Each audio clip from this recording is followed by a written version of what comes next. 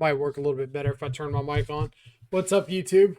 We got a little gameplay video going on here of some five colored, I guess, domain, shadow, zoo, whatever words we can throw together in the same sentence to make this sound halfway coherent.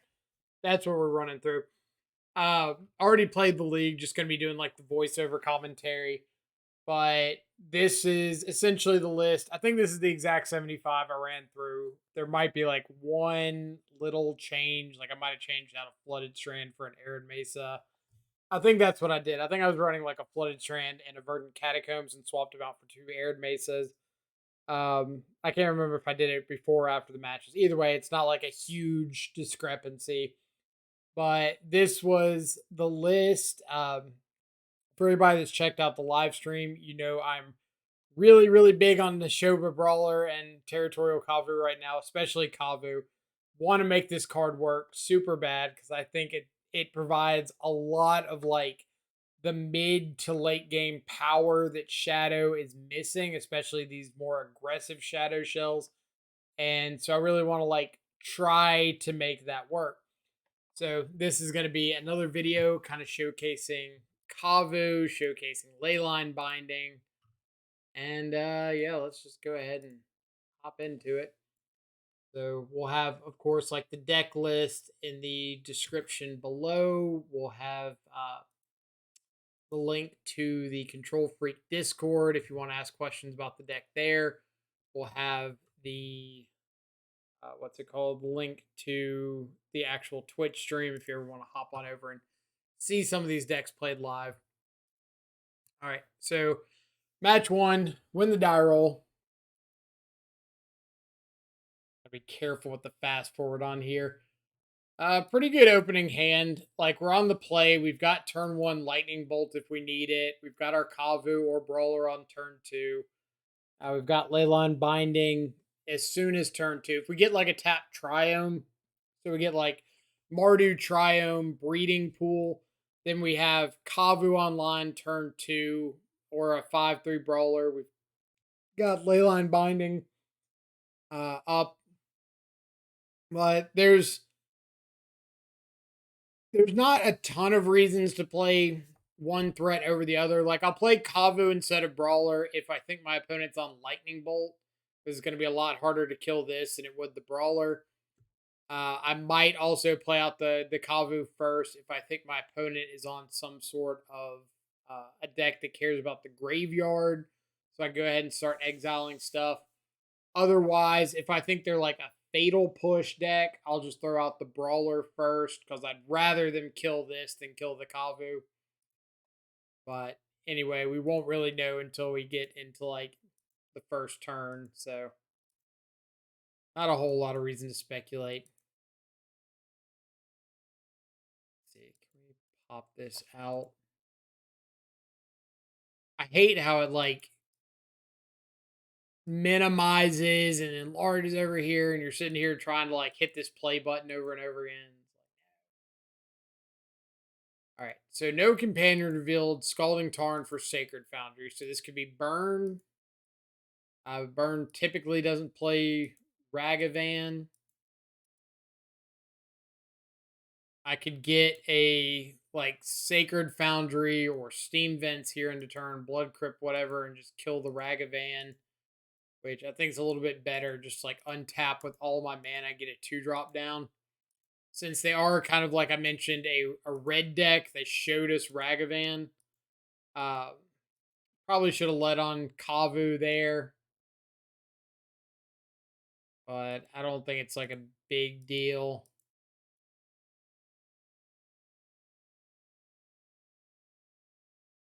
I'm gonna bounce my brawler, so I'm just gonna replay the Kavu because now I can get Steam Vents to be able to hold up brawler. I think. All right, so I'm pretty sure what my thought process was is my opponent could untap with 2 red spells. And if they have a red spell, I'd rather them kill the brawler than kill the Kavu. Because I'm assuming this is like Murktide or something, or a Underworld Breach deck. If they're starting off Foundry for Ragavan with no companion, It could be like Murktide, like a Jeskai Murktide or something. But I'm kind of expecting them to have red based removal. And I figure if they kill the brawler, then I don't have to worry about them like killing the brawler and playing something that I can't deal with. So I'm pretty positive that was my thought process. But now that they've put basic island out here, the likelihood of them having 2 red removal spells to kill my Kavu is a lot lower. So all right. So Aether Spellbomb, Expressive Iteration, Urza Saga almost guarantees this is just like the Jeskai grinding station Underworld Breach deck. So let's just get our last color. Tribal Flames is a decent pickup, and I'm just gonna start exiling things that can be used to enable their combo. Let's move you like over here somewhere. We can pop out their graveyard. I'm sure there's like an optimal place to put a lot of this stuff so we don't have to moving windows around, but whenever you like target something that's not an extended window, it like pops out a window. So yeah, this might be a little confusing, but we're just gonna roll with it. But exile the Mishra's Bauble so they can't start looping it with a grinding station and Underworld Breach. Obviously, they'll be able to get another Bauble in a couple turns with Saga, but I'm hoping that they'll just be dead by then. I've got 10 points of power on board and 8 points of burn. It is a little awkward having the Temple Garden because this means that I can't like play Neshoba Brawler and hold up Leyline Binding. So if we had done things optimally, I probably should have gotten Sacred Foundry on turn 1 to bolt, turn 2 Breeding Pool to play out the Kavu or the Brawler, whatever. And then this third land could have been a Blood Crypt that would have given me double red to bolt plus Tribal Flames. I'd have the white and the green on separate lands, so I could Brawler and hold up Leyline Binding. So something we can learn from going forward.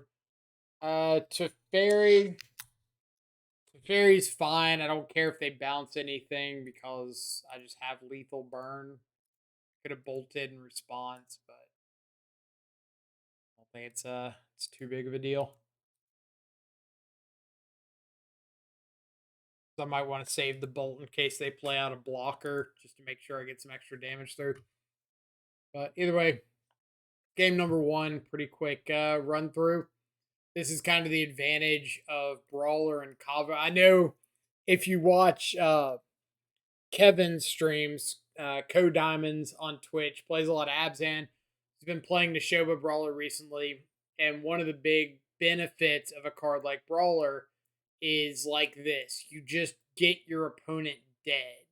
You don't give them a bunch of extra draw steps in a world full of cards like Underworld Breach, where one too many draw steps could just lead to them top decking a 1 card combo and killing you. So sideboarding against Breach, boarding out a couple Ragavans because they have like Ragavans of their own, Channeler, Ledger Shredder, Construct tokens, Unholy Heat, bunch of ways to deal with Ragavan or at least Stonewall it. Board out a couple Tribal Flames because I'm trying to like control the graveyard a little bit. A big burn spell to the face isn't the most necessary thing. And then I boarded out a Thought Seize just because Underworld Breach is like a 1 card combo by itself. If they top deck one, then Thought Seize never mattered. I could bring in Damping Sphere if I'm like really afraid of combo, but honestly, like I'm not that afraid of it. I've got 4 Stubborn Denials in the deck. I think I added like a 5th counter spell in the main deck, Spell Pierce. I've got a clock that's hard for them to deal with. I do have some Thought Seizes in the deck. I have Leyline Bindings. Like, I'm really not that concerned about my opponent comboing off. I'm more concerned about the value game, and Damping Sphere really doesn't do anything for the value game. Hidetsugu, I think, would be better than Sphere. But again, like, I'm not really that concerned about a late game as long as, like, I do something proactive. So this is a little heavy on lands, but at the same time, it's not terrible. This I think is a little bit better. I've got Leyline Binding to help fight over any troublesome permanents. I've got Neshoba Brawler for a threat. I've got a counter spell. The first hand was basically a mold of 6 because I had a shadow that wasn't coming online anytime soon.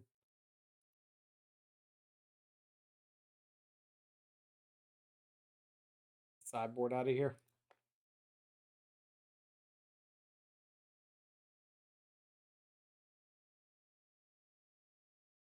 We got a Ragavan, top deck of Wild. All right, so this is actually the list before I dropped Wild Nicottle. I ended up dropping the Wild Nicottle for a Spell Pierce, a Burst Lightning, and a Tarmogoyf. So I'm going to post the link to this list. But we'll get to see how Nicottle does.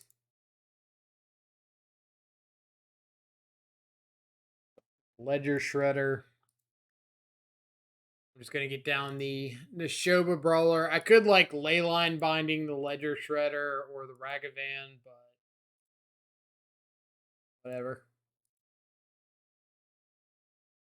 They Teferi there.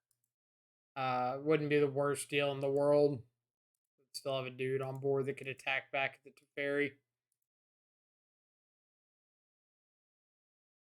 Now they're cranking in with Ledger Shredder.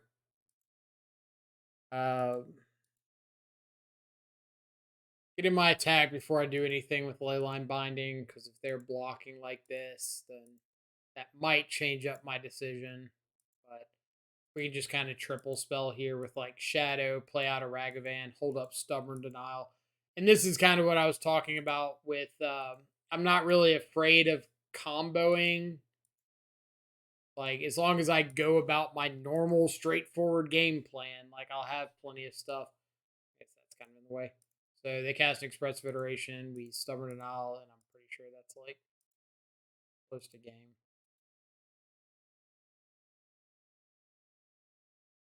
I was not expecting Fury there.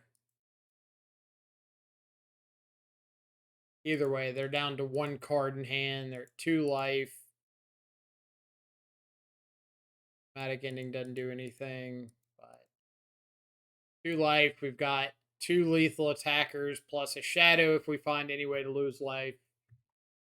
And pretty quick match. All right. So we'll talk about like the Wild Nicottles at the end of the league or into the set of matches. I'm not actually sure if this is all one league. It's 5 matches in a row, but and the time lines up. Kind of questioning it though. There's no way of actually keeping track on the MTGO like match summary. So win the die roll. Gigantha.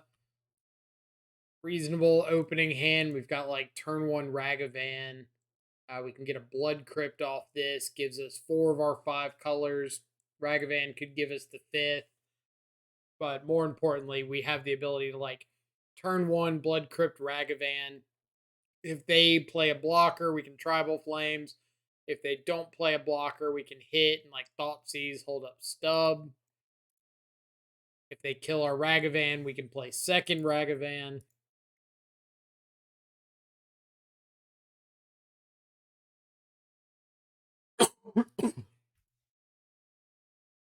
Tron, Tron, Tron, Tron, Tron. All right. So I did think about Tribal Flamesing myself and playing Shadow here. So don't think that was not a consideration. we're just gonna take the Sylvan Scrying. I could take like the star.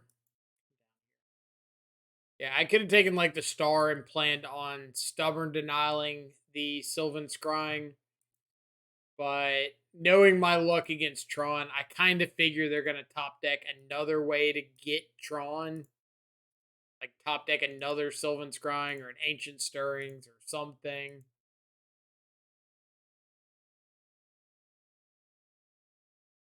Oh, look at that. All about playing your luck sometimes.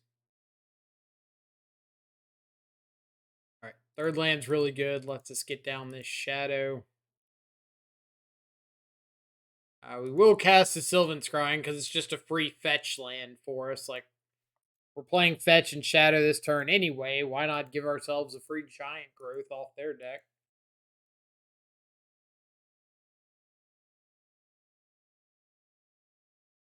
There's map. We're going to have Tron online on turn 4.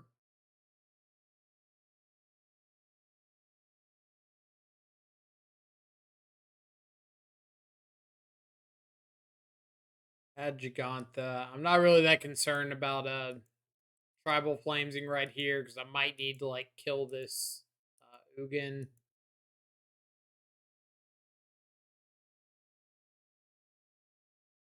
Rather not. I'd rather just like go face with the Tribal Flames. Dash Ragioli. In deck Veil of Summer is kind of gross. Not really a reason to do this on their upkeep versus my turn. Just as long as I do it before their first main phase, it's fine. Rag Tusk action.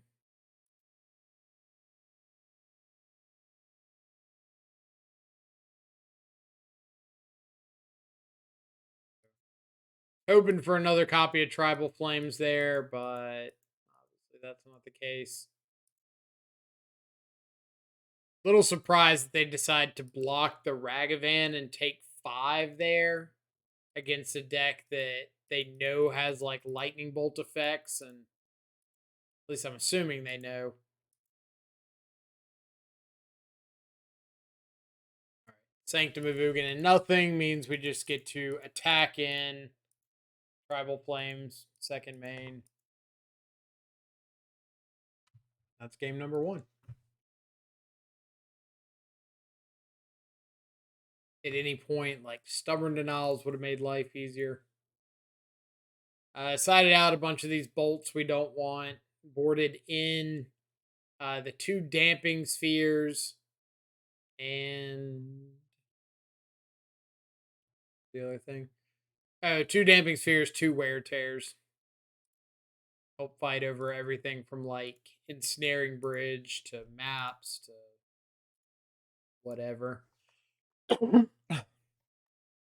And I mean, yeah, like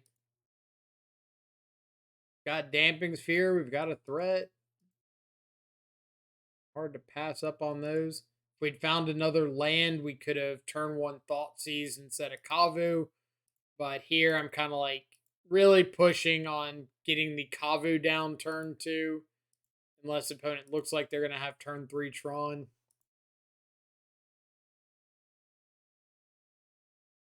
Like here, I've got 2 options. I can play out the Kavu, or I can play out the Damping Sphere. I believe playing out the Damping Sphere is playing to not lose, not playing to win. Like this turn to play out Damping Sphere, it's instead of getting 5 damage in, can be really, really crucial.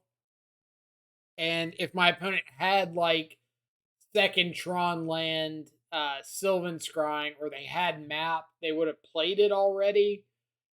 But if they spend their next turn like cracking Sphere, casting a Sylvan Scrying, going to find their third Tron land, and then nothing crazy after that, Then I get to untap with Kavu, Damping Sphere, Thoughtseize, Leyline Binding, a discard draw off the Kavu. Like, my world gets infinitely better. But if I Damping Sphere and my opponent goes about their turn, and then I play Kavu on 4, and they've got all of a sudden something else, or they have an answer for Damping Sphere on 3, then I just like wasted that turn for no damage. But of course, they have the Tron land, but with all these draws, it looks like they don't have a payoff for the Tron land. We'll take that. Uh,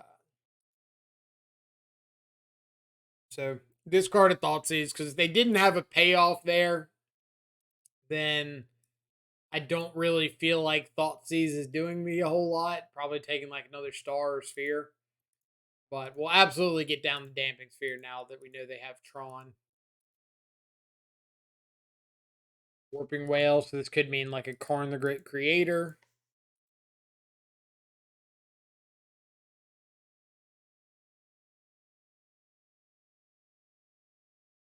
Picking up this second Leyline Binding means I'm pretty glad to just like get rid of the token, get my 5 points of damage in here.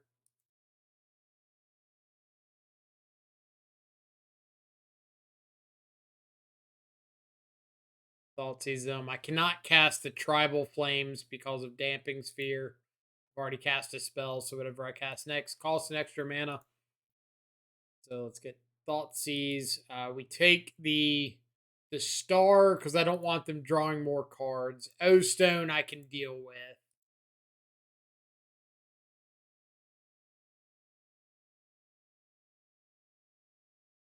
So they're gonna pop that.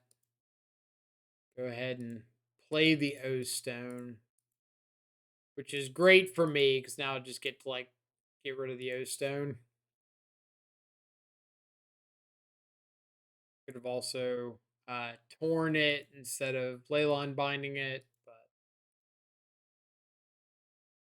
I believe it's that big of a deal.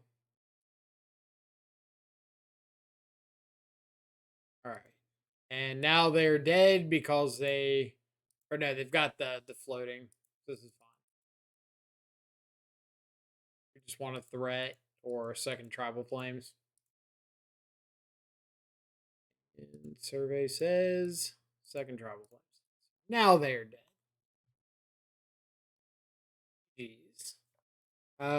So name of the game versus Tron is just be proactive. Like, they're going to get Tron online at some point. Their entire deck does one of 3 things: get Tron, stop you from stopping them from having Tron, pay off for having Tron. That's it. That's all they do. So if you keep a hand that's like not putting pressure on because it has a Damping Sphere or because it has an Alpine Moon or something, just remember that a third of their decisions involve disrupting you from disrupting them from having Tron. And we do not have a third of our deck devoted towards disrupting them from having Tron. So eventually, they've got the inevitability there. They're going to win out. Don't get overly greedy. All right, so this is match 3. Win another die roll. We're on a roll. A die roll. We've got all of our colors. We can get like Blood Crypt, Breeding Pool, Basic Plains. Obviously, Ragavan on the play is really good.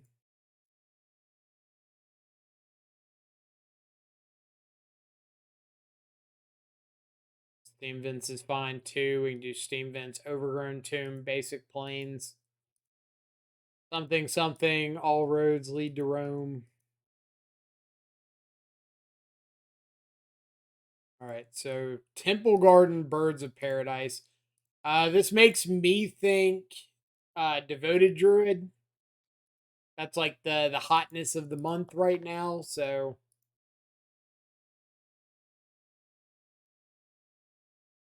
ooh, I'm shocked. I never saw it coming.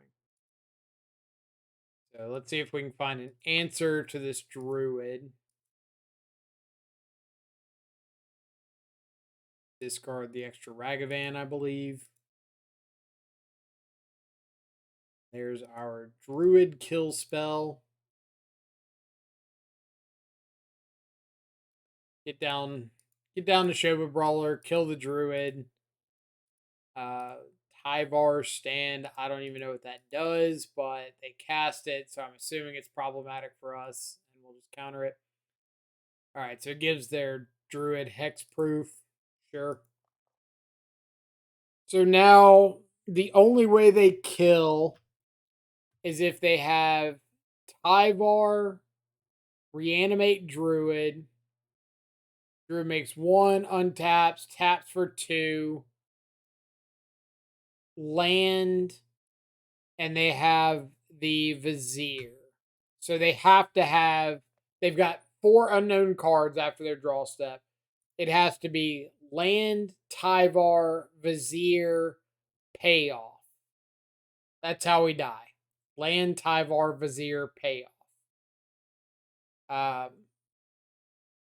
I I think Luxior is 3 to equip. I might be wrong on that. If it's 2, then it could be Luxior instead of Vizier. But if it's 3, it has to be Vizier. I guess they could have post-mortem lunge. No, that's the same amount of mana, right? No, it's Fire X in black and X. So yeah, it would be one less. They could Fire X or post-mortem lunge and have Luxior. Alright, but I feel pretty good if they're just playing Stoneforge here. So Stoneforge and Skrelv. And no land drops, really nice.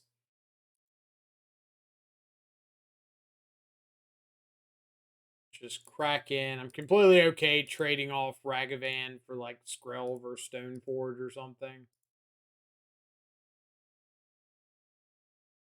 But I think this was lethal with the Leyline binding. So like we take out Stoneforge, they block here, take 7, yeah.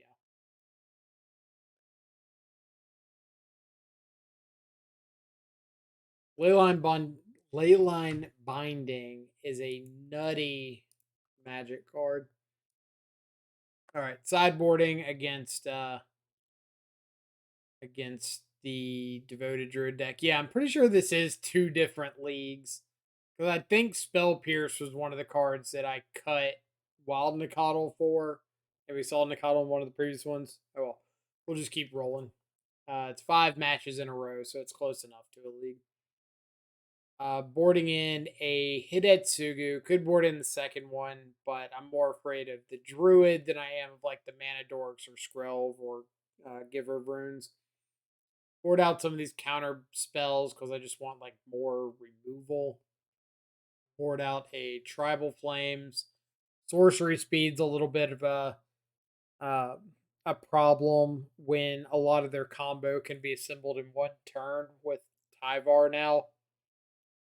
Then I boarded in a single copy of Wear Tear to help fight through Luxior if I have to.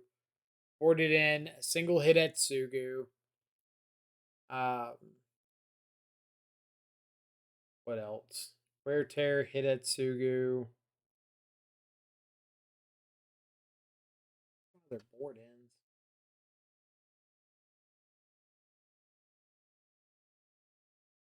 Ramoka's Command.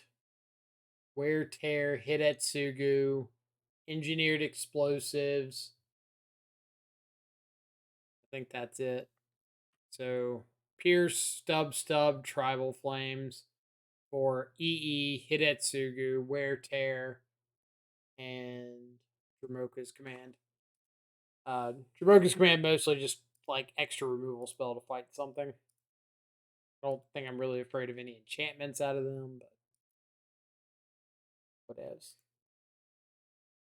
4 lands is a bit much, but we've got Ragavan, we've got a removal spell, we've got a shadow.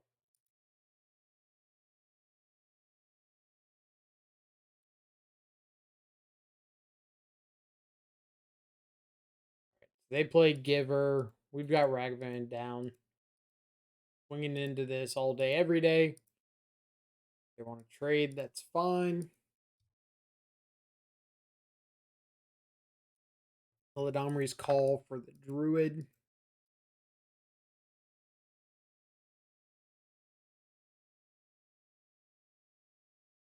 All right, so let's go ahead and kill the Druid.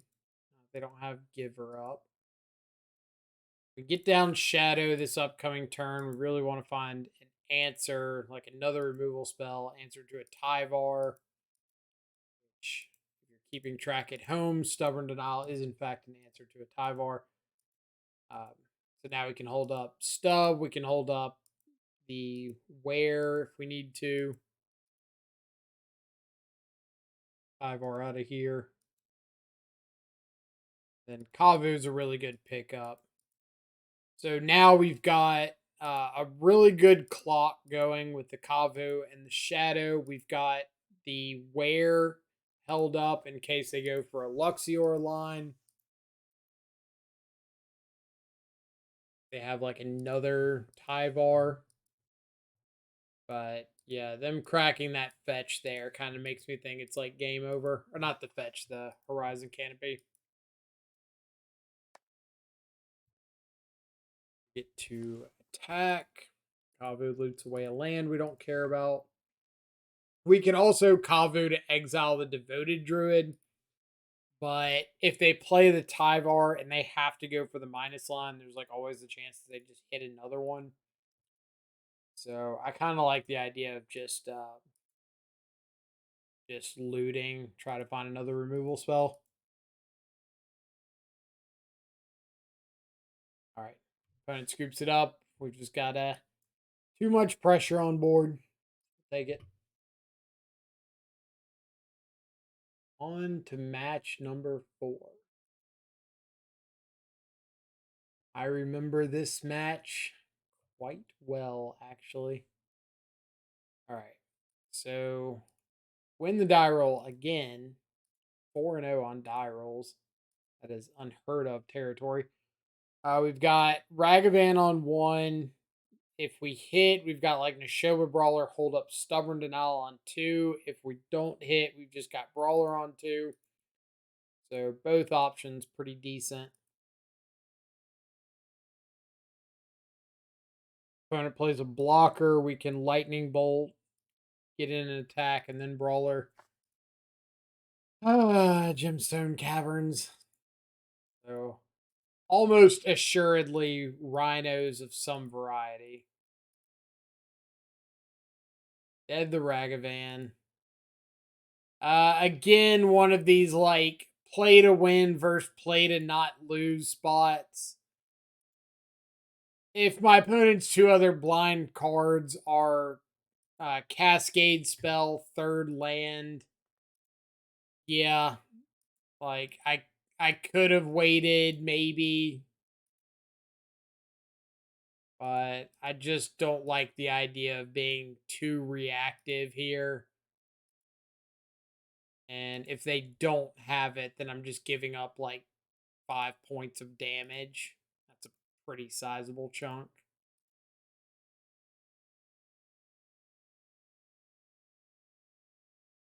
Get a Rhino out of here.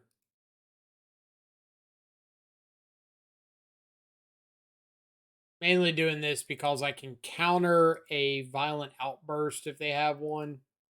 Or counter the Cascade half of it.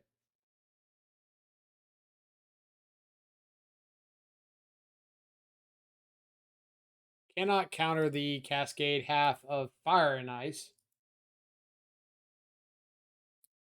So this is kind of a perfect storm situation. of everything we don't want to see getting hit. Like, all right, they got the violent outburst. The turn after, or the turn they find the fourth land. Now they can play around stubborn denial. Uh, really don't know if they had the violent outburst. If they had the violent outburst last turn, which they very likely did, then it was really heads up of them to play around soft stubborn denial there. If they didn't have it and just like sandbag the land for a turn, then I don't know if that makes a ton of sense. But if they chose to play around stubborn denial, the pretty fortunate for them to have like the cavern, the dead and gone on 2, the cascade spell on 3, and find the fourth land to play around stub. So 6 was 1 land with a bunch of stuff. 5 or 6 is no lands. 5 is reasonable. We've got like Thoughtseize into Brawler. We've got Spell Pierce. So we ditched the 3rd land in the Shadow since I can't get Shadow online yet.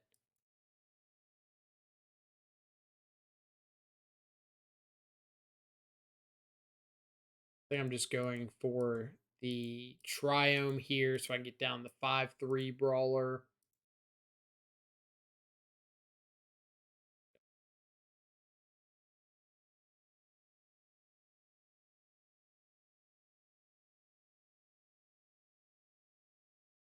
A dodge a Fury.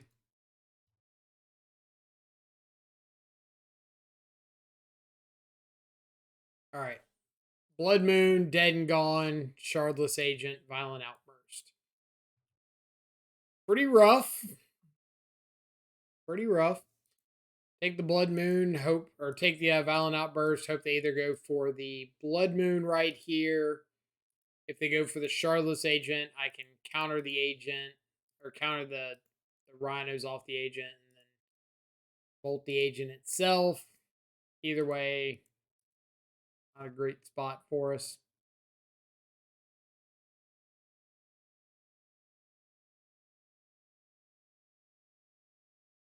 There's Shardless Agent. Flusterstorm.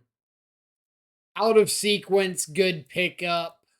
Obviously, would have been a lot better if we could have gotten the Flusterstorm last turn to counter that Cascade spell. But it looks like they're going to be nice and put another one on the stack for us. So let's get that out of here. Dismiss these. And they've got the Fury. So their 2 blind draws there were Fury, 2nd Violent Outburst. I know Dogfish that hangs out in our chat a decent bit is a big proponent of the idea of Rhinos being, I think in their words, a brain dead deck. Just draw cards and play them. Sometimes it can kind of feel that way.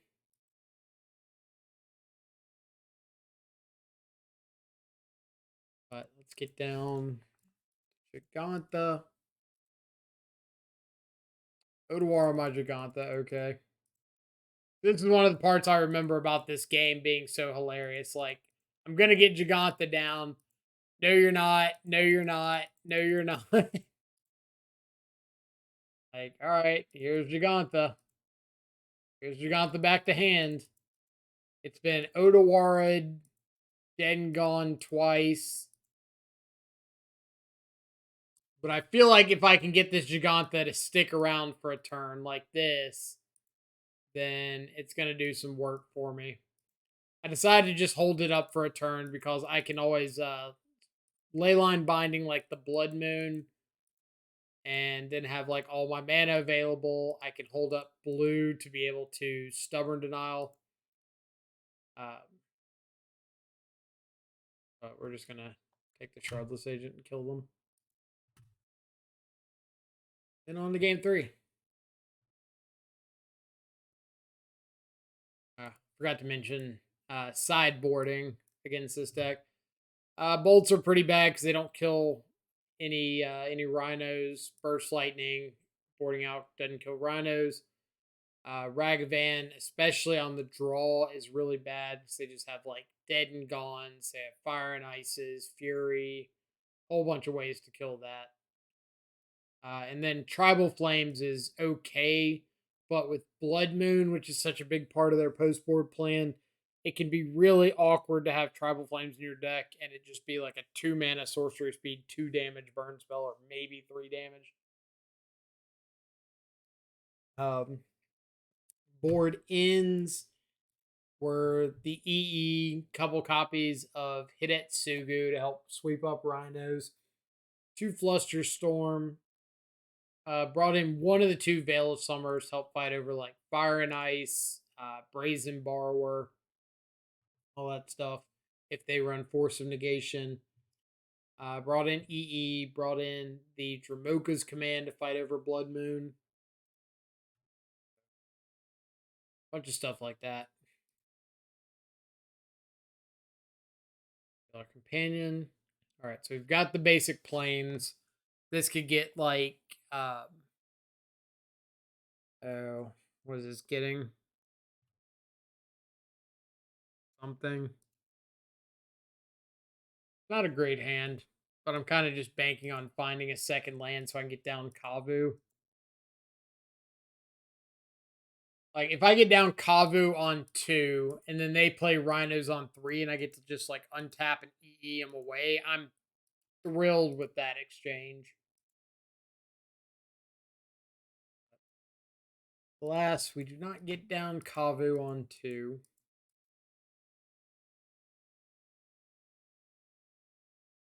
And passing here makes me assume that they've just got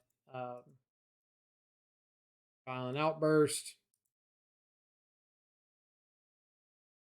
We're just going to go for countering this first one.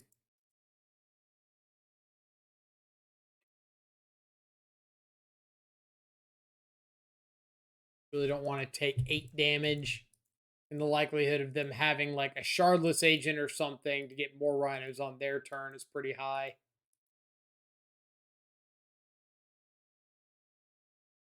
You out of here. Now we get to untap, have Kavu. We've got EE in case they resolve some Rhinos in this open turn. We can't really do much about Fury getting hard cast. We could have not played the Kavu, but I would rather just like get the threat down.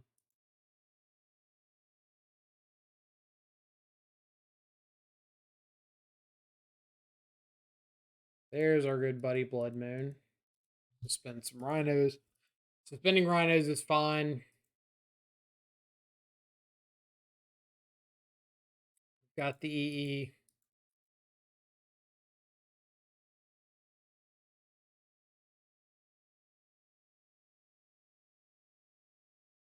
So they're going for Otawara the Leyline Binding, which is a little interesting. I know we have to discard, but I just like have the mana available to hard cast Leyline Binding again, which I could have done right there.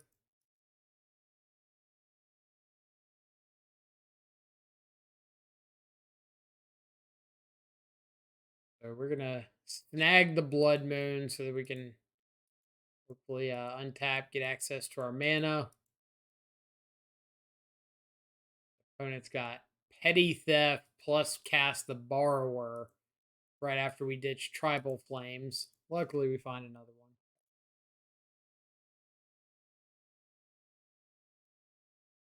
So this time, we're going to Leyline Binding the, what's it called? The Fury. I thought about Leyline Binding the Blood Moon and like taking the 9, but without having a black source, pretty awkward. Either way, kill this. And Rhinos is coming off next turn. Yeah. Rhinos coming off here. Fine, we can just untap and EE. We get a little bit lucky here that they put more rhinos on the stack. And we find the land for Giganta. So, not feeling too terrible here.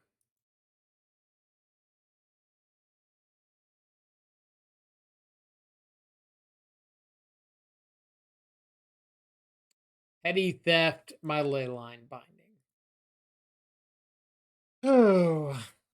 So this was 2 petty thefts, an Odawara. Now we have to trade with the Fury.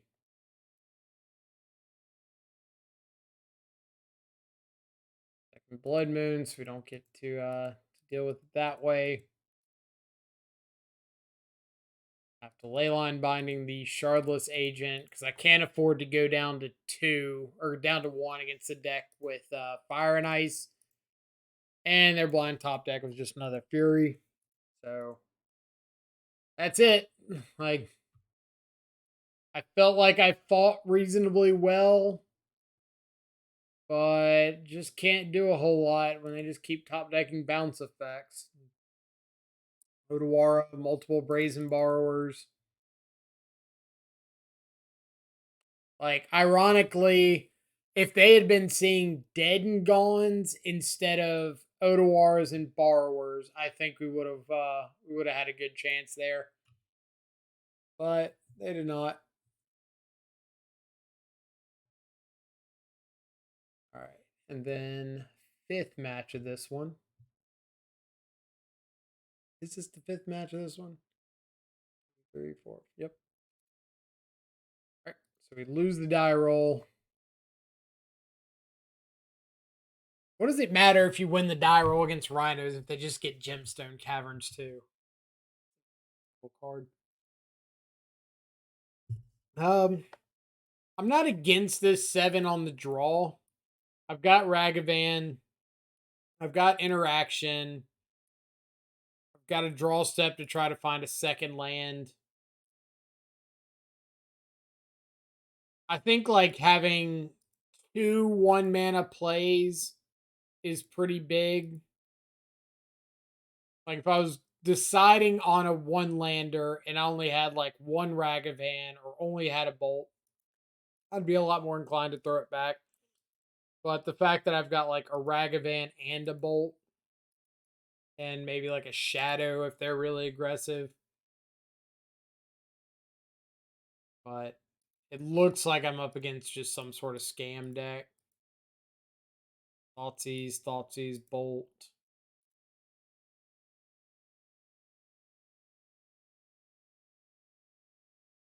Find second land, get down to Shoba Brawler.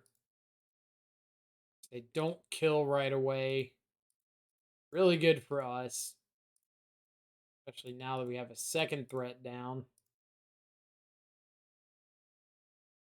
So they ditch Inferno Titan to Fury.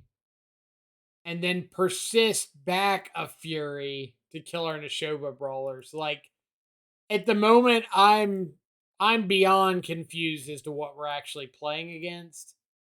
But we've got Lethal Burn here, so I'm just gonna like throw a Tribal Flames at the face.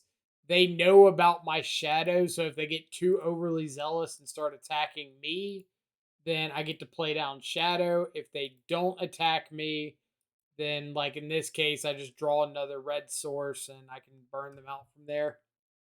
But uh I'm guessing it's not scam if they're running Inferno, Titan, and Persist. I can see scam running Persist because like you scam a Grief or something on turn 1 or a Fury and they kill it, you just like persist it back and whatever. But I've never seen scam run Inferno Titan.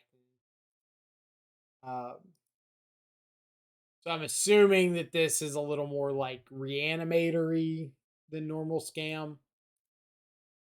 But either way, I'm boarding in like Rest in Pieces, um, board in Veil of Summers, like 2 Rest in Peace, 2 Veil of Summer. Then what was the Dramoka's command? Help fight over like Blood Moon and stuff. And Dramoka's Command also has a line of text on there. If you haven't read the card very carefully, it says prevent all damage an instant or sorcerer do. So red base removal, like Lightning Bolt, can get blanked by it.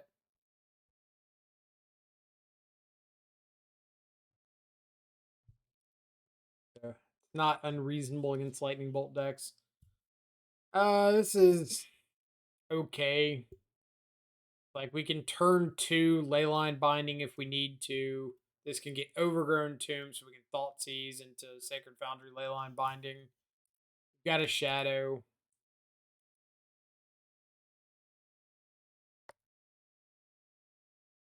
I've seen worse hands. How about that?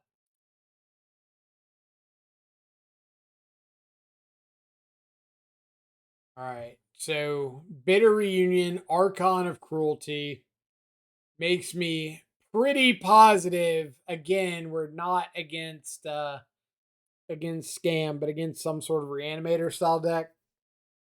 So there were 2 lines I really thought of here. Option number 1 is take the Bitter Reunion, take their way of like actually getting the Archon into the graveyard. Plus, it takes their card selection out of hand. Option number 2 is actually take the Path of Peril. It's like a wrath effect for little dudes or for low CMC dudes.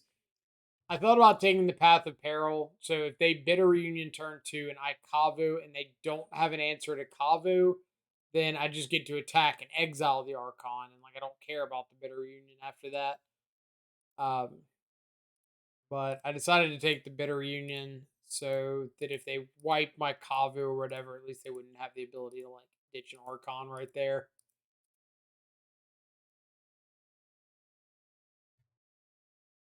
So we get down Kavu, barrel away my Kavu, find another Bitter Reunion. Yuck.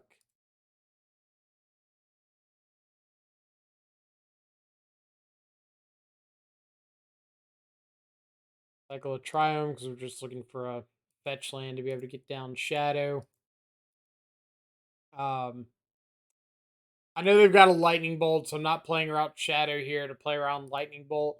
But I think I should have played out the Wooded Foothills here so that I could potentially get either Basic Forest if they play a Blood Moon, or I could get a Breeding Pool and have double green up.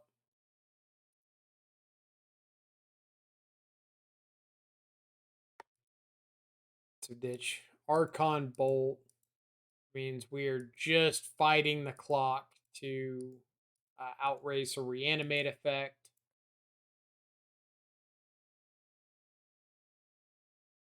And unfortunately, without the card Teamer Battle Rage, our clock kind of sucks.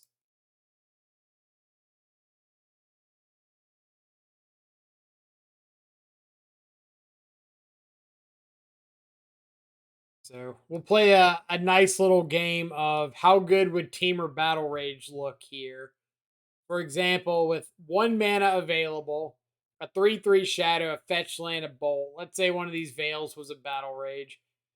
Then we would have the ability to fetch shock, bolt ourselves, put ourselves down to 4 life, make Shadow a 9/9, attack with Shadow. If they block with one thing, we Leyline Binding the blocker, Teamer Battle Rage the Shadow, and they're dead. Not that we would have Teamer Battle Rage in post board against this deck, but it's a fun little thought experiment to see, like, hey, if Teamer Battle Rage was in the deck, how different would this look?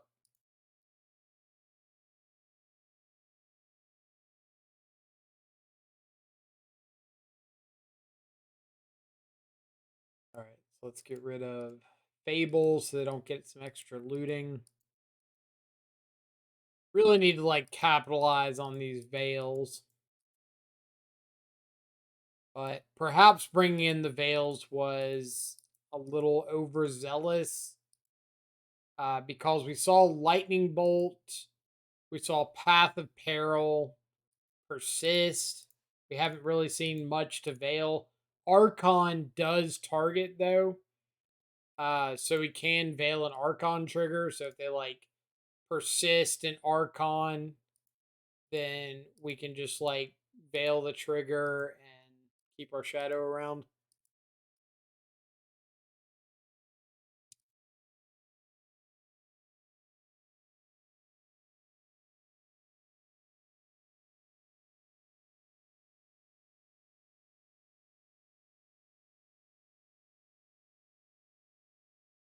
I'm not really sure why I'd Leyline binding the token instead of the Spyro there.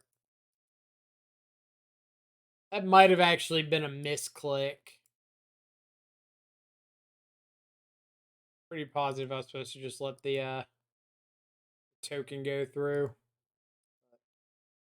Either way, we actually get to convert on these veils, which is really nice. Draws could have been a little better, but whatevs.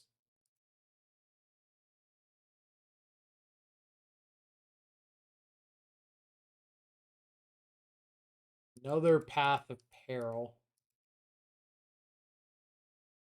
I'm no expert on Path of Peril, but I don't know how good this card actually is. For all creatures with mana value 2 or less. It seems really narrow, but I mean, I guess if you're looking for a wrath effect that doesn't kill like your reflections, doesn't kill your archons, whatever, or anything that you've persisted back, then it's probably reasonable. Um, all right, so end up scooping it up there. They've got the reflection live. I'm at 4 life. I think I don't know about anything in their hand. They've already used the lightning bolt that I did know about, but we're just like at them hard cast everything territory. Might have been a premature scoop, but sometimes you got to do the quality of life scoop.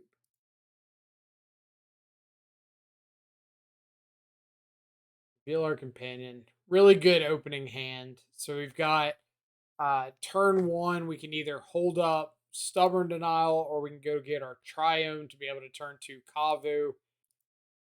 We've got Leyline Binding for any permanent that comes down after that. We've got Stubborn Denial to help protect our Kavu.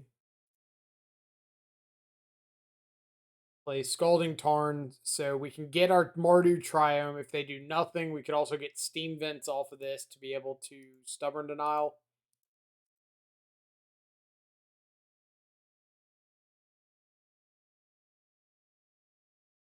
Also, not sure if the Mardu Triome's the best one for the deck, or if I should be looking at like the Sultai Triome instead. But there's a lot of times that I want like untapped red black on turn 1. Um, so maybe the Bant Triome is better. All right, so they go for Brutality. Unfortunately, get to take my Stubborn Denial. But Veil of Summer is a nice pickup. I can just ditch Hidetsugu. Or no, I ditched the Bolt. Okay. Ditching Bolt's fine. All I want is answers. Oh, Spyro's a little annoying.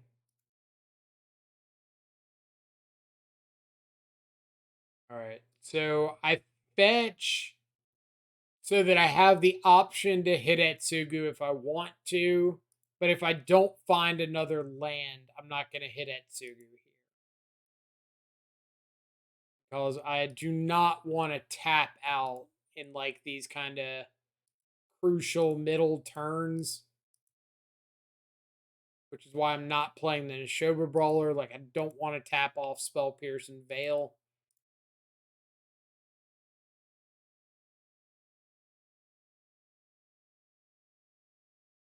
Just think that, like, if this Kavu dies, that's how I lose the game. But now that we found, like, another land, we can change things up a bit.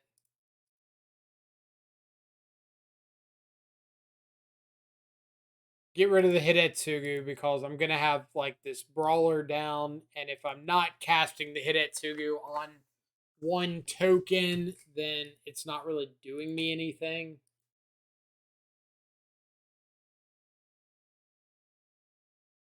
Stop them from killing my Kavu.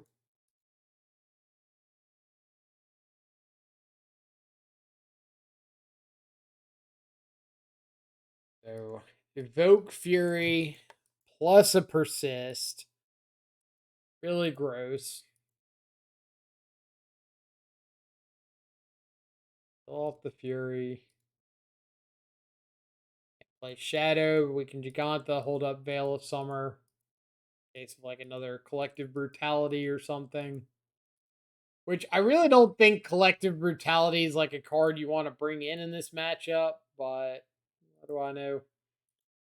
Bolt ourselves so we can get down Shadow. I could just like hold the bolt, but I really feel like I need to get a threat down while we're both top decking. And then cycle the Veil here. I don't think there's anything that I can hit that really does anything for me. But like sitting here with this Veil in hand is clearly not getting anything accomplished. I mentioned game 2 how I probably should have just boarded out the Veil, not boarded it in. Also thought about just firing off the Tribal Flames at face here. Like, if they attack, this is only a 2/2 because of persist. If they attack into me, I'm thrilled. And I really want to like cast the Giganta if I find a 5th land. So I'm not really sure when I am or am not casting this Tribal Flames. And yeah, we're going face. Now that we've got a Neshoba Brawler with Trample, if we can find another Tribal Flames, it's just lethal. Sad day when your opponent's killing your shadows with a collective brutality. So Neshoba Brawler gets the double block. Get to clean up the board. I don't really know why they didn't just block with the Fury.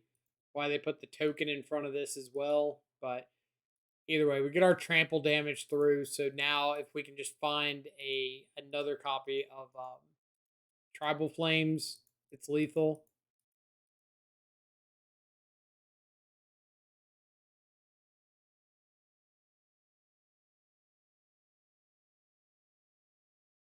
Arrows, obviously a very good draw for them. So they had a Fable and a Scrapwork Mutt, but we just top decked the Tribal Flames. So good choice by us to start going face with the Flames.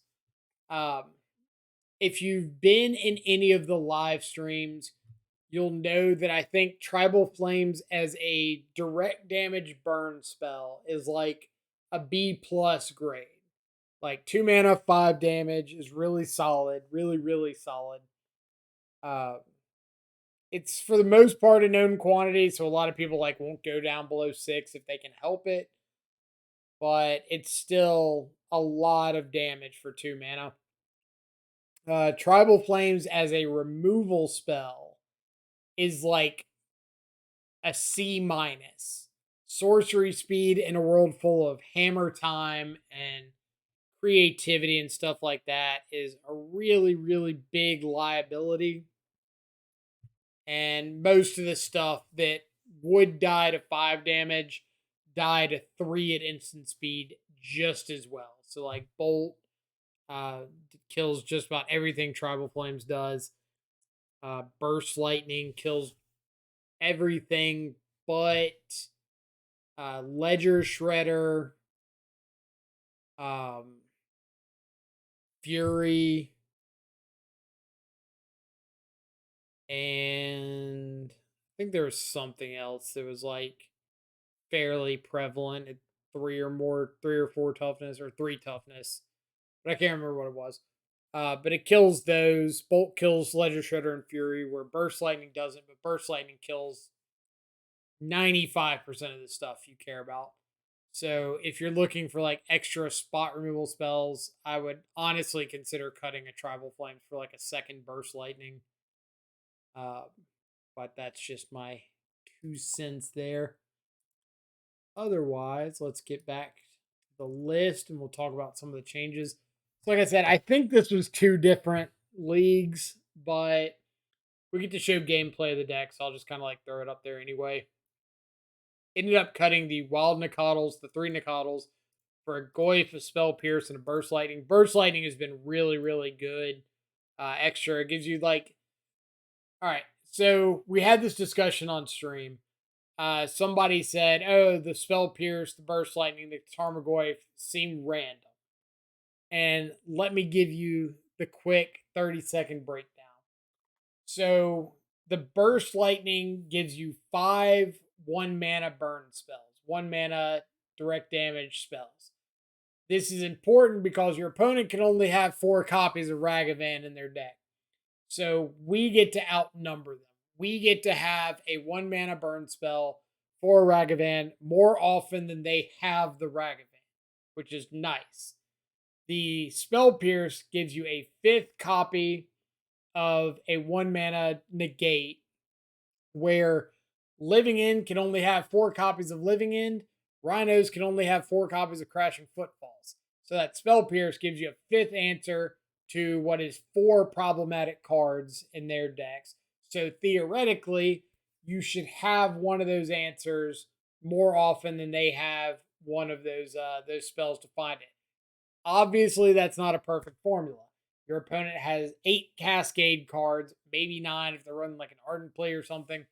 You only have 5 counter spells. We're just talking about 1-to-1. That first Rhinos, the first Living End, you should have a higher chance of finding a counter spell than they have of uh, seeing the first Living End. Kind of. Not like Living End's a lot different than Rhinos, but they're both. I should be able to find one more counterspell than you can find Living End. And if we both see our entire deck, that's probably the best way of putting it. If we both see our entire deck, I should have more counterspells than you have Living Ends or Rhinos, whatever. Uh, Obviously, with like 8 Cascade spells or more and cycling to find them, that math does not hold up. But you get the thought, right? The Tarmogoyf is probably like the most random of the bunch, but it's more just, hey, I want to have a good creature on turn 2 as often as I possibly can.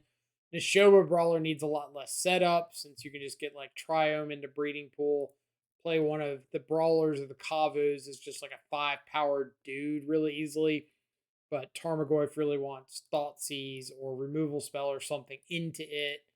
So personally, I probably wouldn't play Goyf until I've maxed out on Brawlers and Kavus, but the option's there. Um, Otherwise, in the sideboard, Rest in Peace has been really good. Flusterstorm's been good. We didn't get to see it this league, but I've shown like Rest in Peace locking out Murktide, locking out Scam, something else. Flusterstorm against all the Cascade stuff is really good. One of the things that I've really liked about this Zoo archetype is you get to play some really, really strong Silver Bullet cards. Like Hidetsugu resolving against Hammer Time is almost just game over. We had a match of against Lantern Control, and we Hidetsugu and took out a Lantern of Insight, 3 copies of what is it? Codex Shredder, 2 tokens off of an Urza Saga, and something else. Like we took out all of it with 1 Hidetsugu, and our opponent just like scooped on the spot. Really, really powerful effect in the matchups that you want it. Kind of the same thing with Wear and Tear against like Hammer Time. If you're against Amulet Titan, taking out like an Amulet and a Saga or an Amulet and a Dryad is really nice. Jamoka's command's definitely on the weaker side. I think it's like cools an extra hate piece against Blood Moon and stuff like that, but I almost feel like I'd rather just have nature's not a nature's claim natural state, but still kind of messing around with that slot. And then Damping Sphere has won me multiple games against Tron and at least one against Amulet Titan. And with Amulet Titan on a huge rise on Magic Online currently, I would recommend checking it out, especially since you can just play it off any two lanes that you want. But other than that, I hope everybody enjoyed this video. I hope you get a little uh, taste of what it's like playing some Death Shadow Zoo in Modern. Hope everyone has an awesome rest of your day. Stay safe. Enjoy some good food and company. We'll catch y'all back live sometime soon. Adios for now.